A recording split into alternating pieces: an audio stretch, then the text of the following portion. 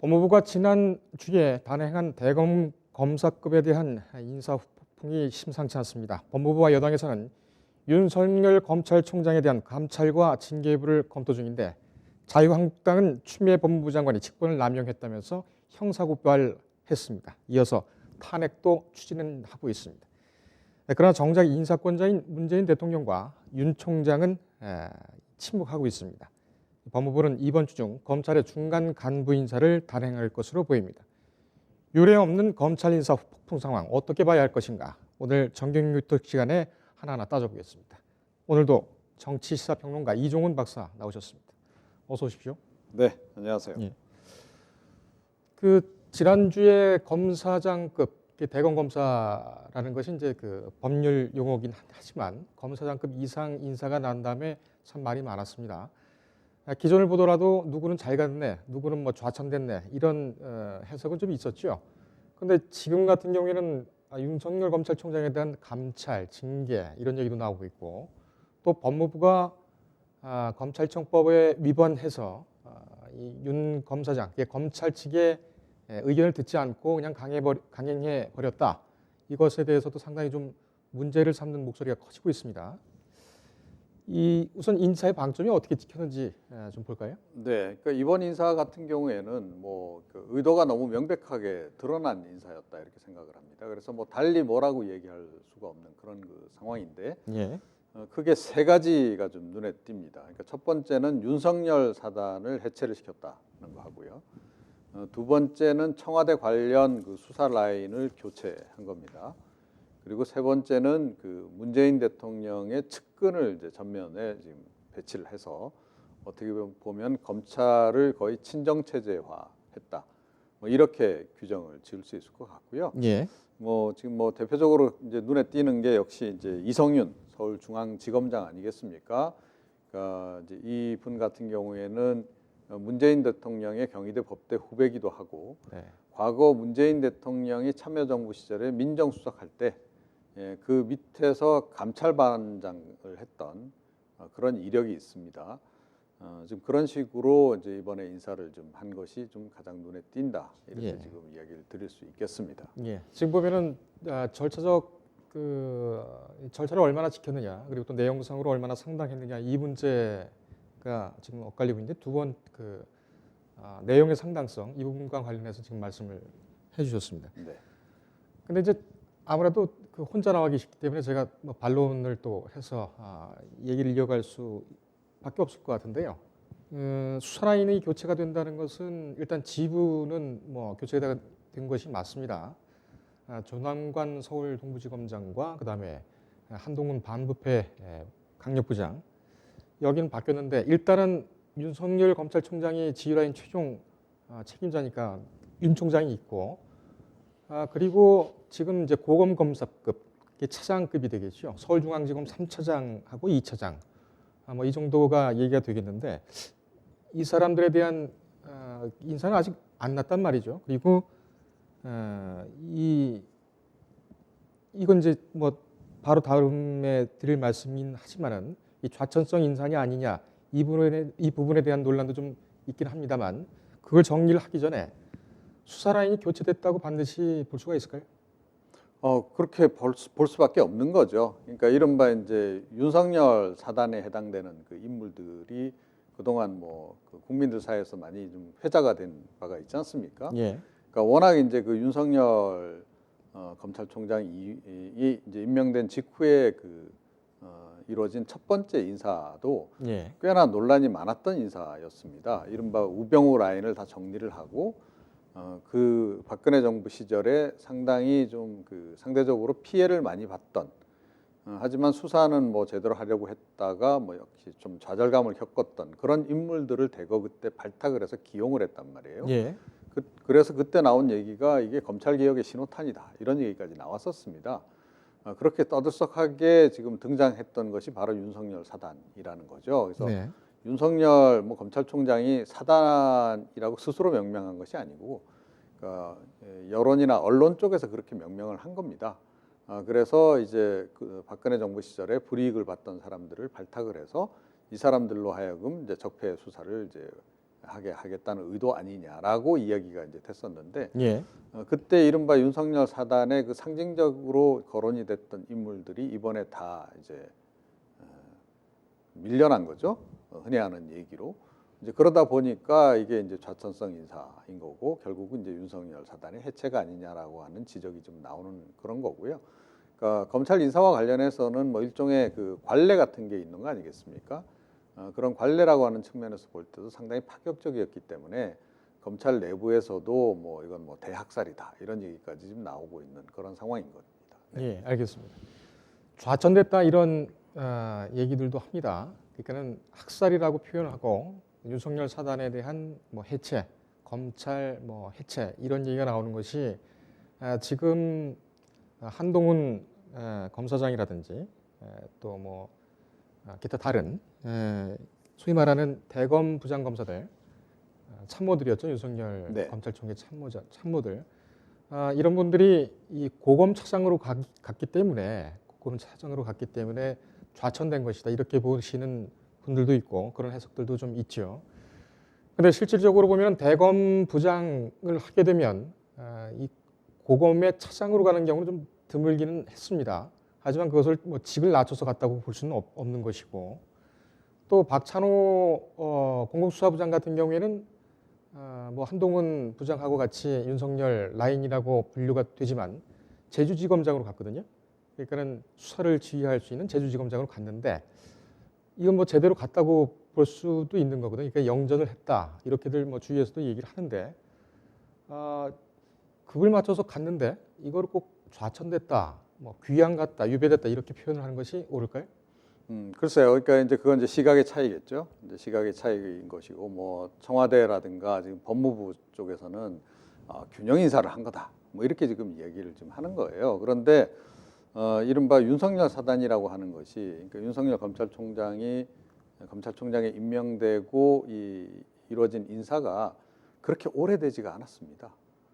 그러니까 이제 인사라고 하는 것이 뭐 수시로 이루어지기도 하고 하지만 이제 정기 인사가 기본으로 이루어지는 거 아니겠습니까? 그래서 예. 보통은 이제 자리를 옮기게 되면 1년 이상 정도는 그 자리에 이제 머물면서 일을 하기 마련이죠. 이제 그래야 이제 업무 파악도 되고 이제 그런 겁니다. 이제 그런데 이번 같은 경우에는 뭐 그 기간도 다 채우지 못한 상태에서 이렇게 급속하게 그리고 상당히 좀 여러 가지가 의문을 유발할 수밖에 없는 시점에 지금 이루어졌기 때문에 이제 그렇게 볼 수밖에 없는 이제 그런 그 상황이 좀 존재를 하는 겁니다. 예. 내용적인 문제니까는 사전에 좀 준비되지 않은 질문을 좀 드리겠습니다. 그 이성윤 서울중앙지검장 지금 뭐 문자 얘기를 계속 하고 있지 않습니까? 주광덕 의원이 또 발표를 네. 했고 또 강남일 대검차장검사 전 대검차장검사가 왜 주 의원이 이거를 공개를 하면서 나한테 보냈다라는 그런 문자. 그러니까는 이성윤 서울중앙지검장이 강남일 대검차장에게 전해 보냈다. 인사 전에.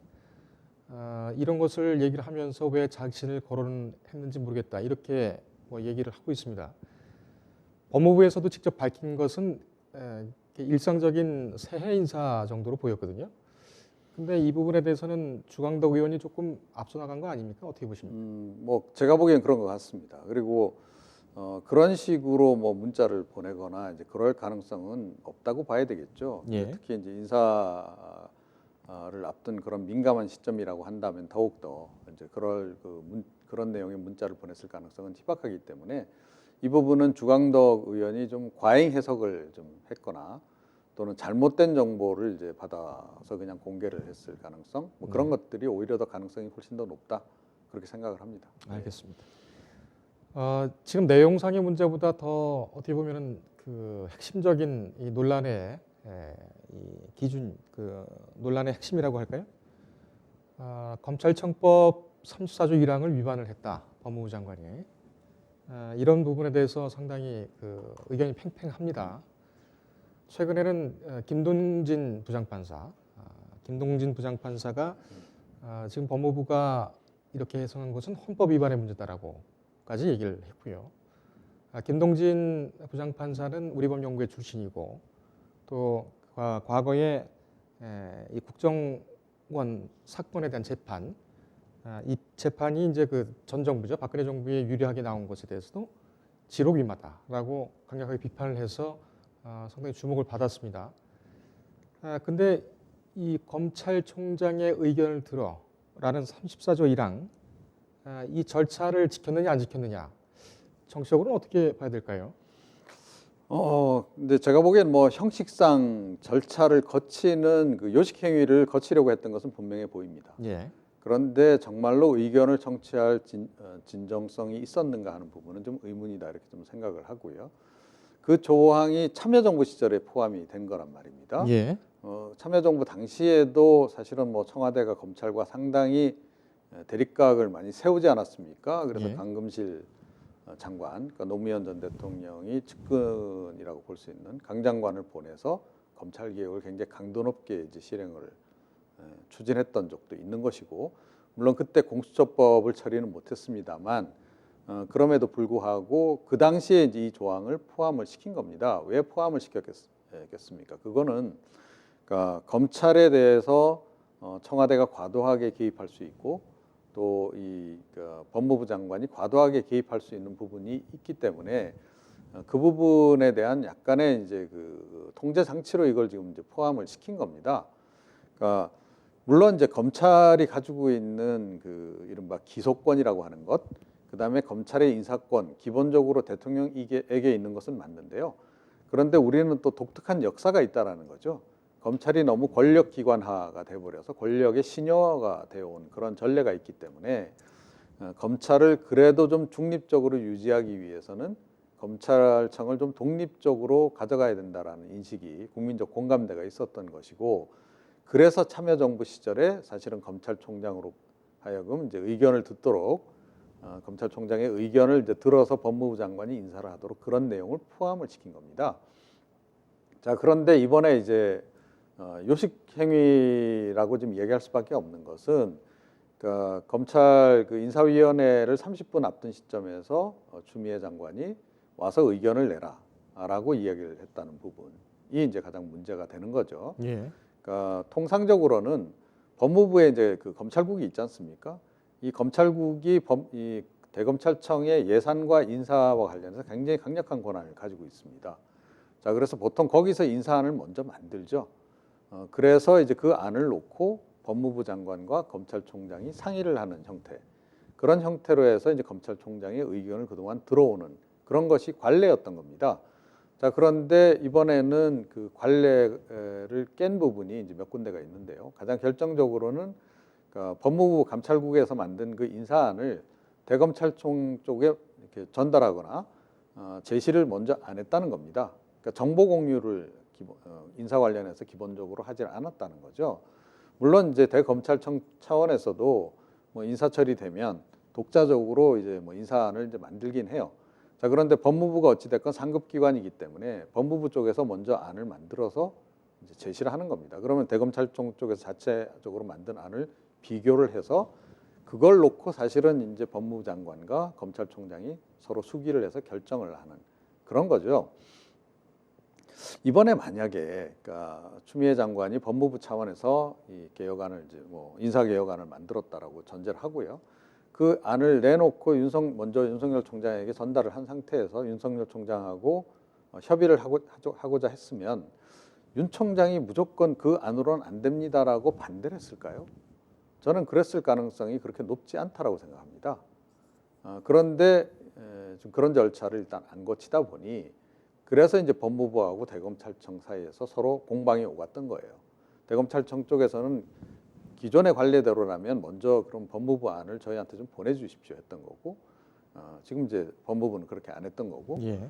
그 상태에서 지금 추미애 장관은 오히려 내가 6시간 동안 기다렸다라고 지금 이제 얘기를 하면서 내 명을 어겼다라고 지금 얘기를 하는 거고, 이낙연 총리도 여기에 대해서 이제 대노하시면서 뭔가 조치를 취하라라고 이야기를 했다. 이것까지 지금 현재 알려져 있는 그런 내용인 거죠. 네.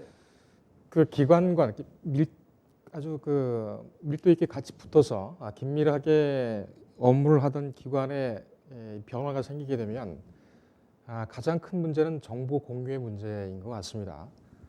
흔히 뭐 정부도 그렇겠습니다만 뭐 일반 부서라든지 회사 이런 데서도 한 축이 바뀌게 되면 정보를 다 차단하는 그런 경우가 좀 종종 있지요. 근데 그것은 어떻게 보면은 관행이 먼저냐 아니면은 그 원칙이 먼저냐, 그 원칙에 대한 해석을 어떻게 할 것이냐 이런 문제인 것 같습니다. 지금 이 절차상의 문제, 이 절차 검찰의 의견을 듣느냐 마느냐, 어떻게 듣느냐 이 부분 같은 경우에는 법무부와 검찰만의 이견이라고 보십니까? 아니면 다른 기관이 개입됐다고 보십니까? 이건 청와대가 개입된 것으로 볼 수밖에 없는 거죠. 그러니까 뭐 잠시 보도가 나오기도 했습니다만, 뭐 이제 청와대 쪽에서 먼저 안을 만들고 이걸 이제 추미애 장관에게 전달을 하니까 오히려 추미애 장관 쪽에서 약간 반발 기류가 좀 없지 않아 있었다 이런 얘기도 있었습니다. 물론 양쪽이 그 후에 이제 부인을 하긴 했습니다만, 예.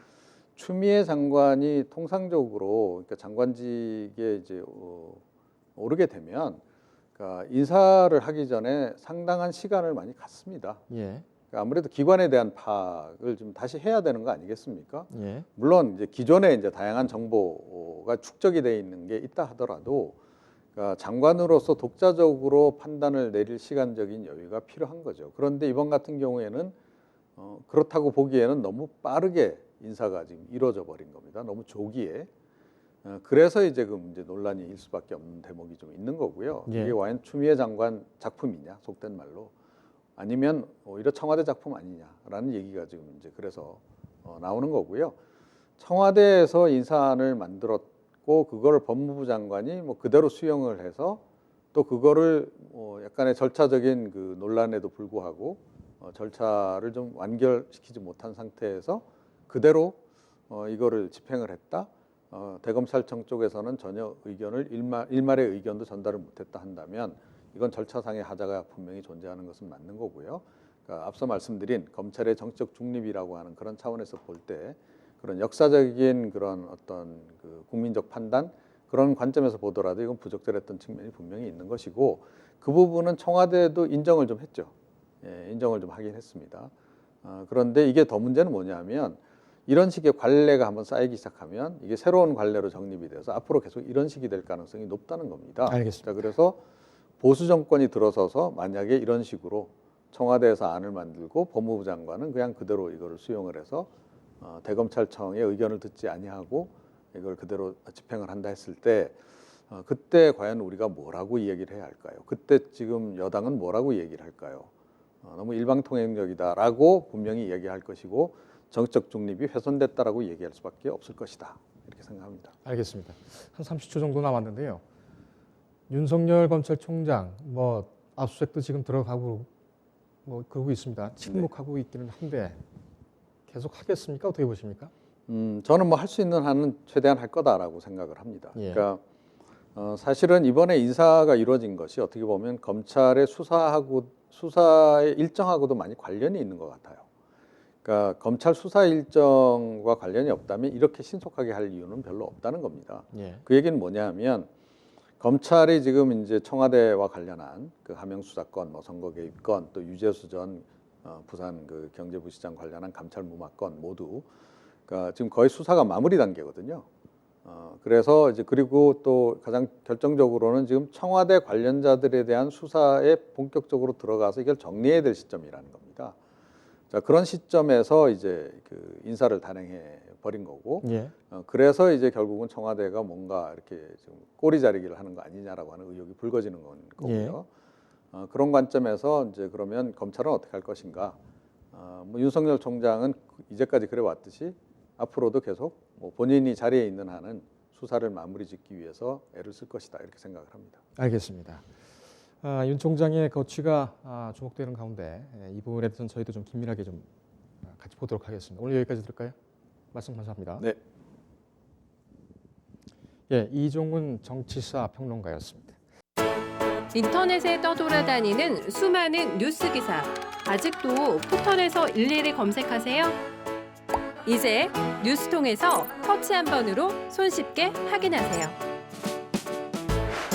최근 내가 구독한 기사를 분석해 오늘의 기사를 추천하는 개인 맞춤형 AI 뉴스. 나만의 공간인 뉴스북에서 콘텐츠를 편집하고 이용자와도 활발한 소통이 가능합니다. 사진과 영상 자유롭게 이동하고 언론사 기자들이 실시간으로 업로드하는 동영상도 확인해보세요. 더욱 풍성하고 새로워진 뉴스톡. 지금 바로 만나보세요.